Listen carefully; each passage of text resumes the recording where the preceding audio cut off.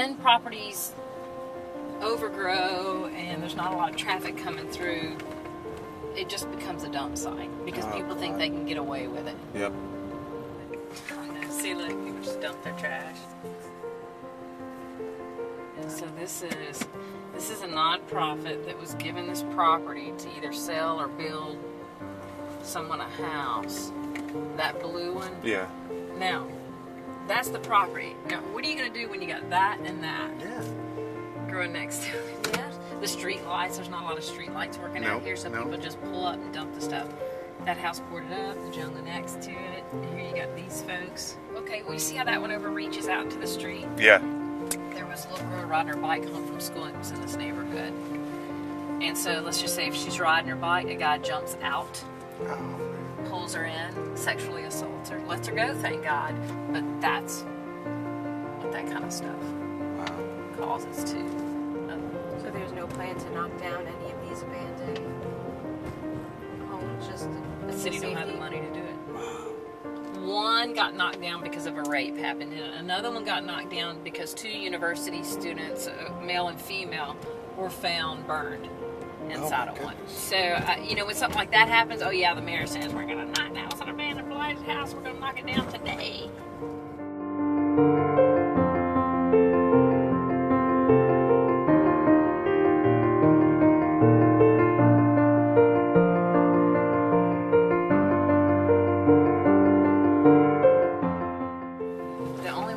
Additional patrols is if you pay an additional tax. We pay $200 extra a year on our taxes, to where we have additional police officers. But these people aren't going to vote for a tax hike.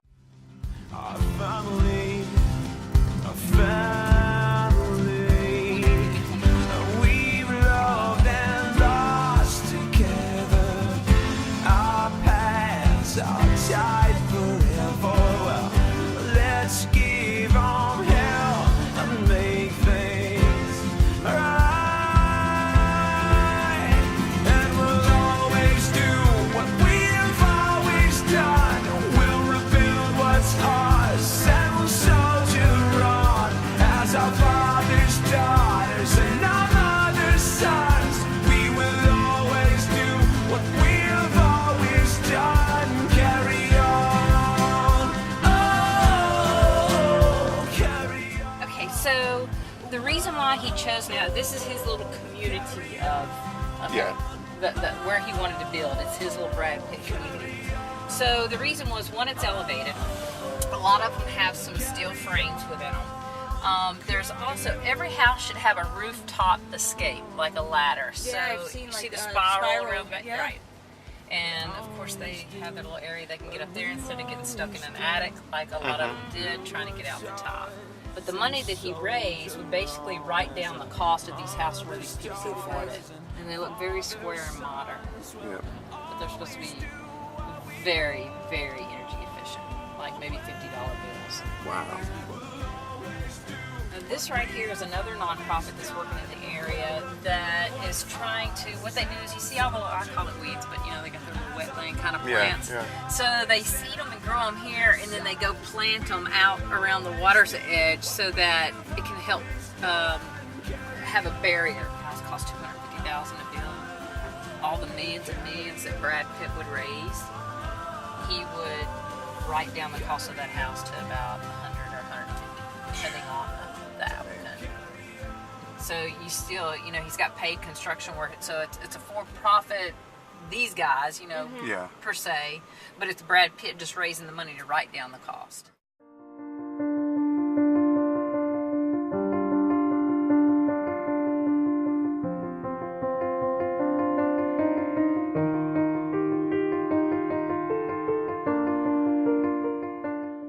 This is a tough neighborhood too. It's rough. The highest in crime.